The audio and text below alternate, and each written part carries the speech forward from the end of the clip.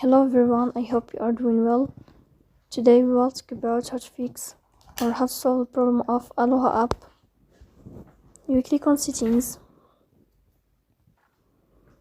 In this page, you will go to apps, default apps, app settings.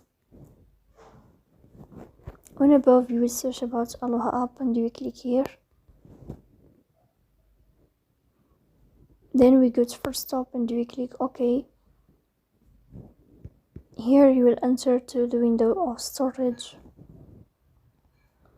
Then we click on clear cache.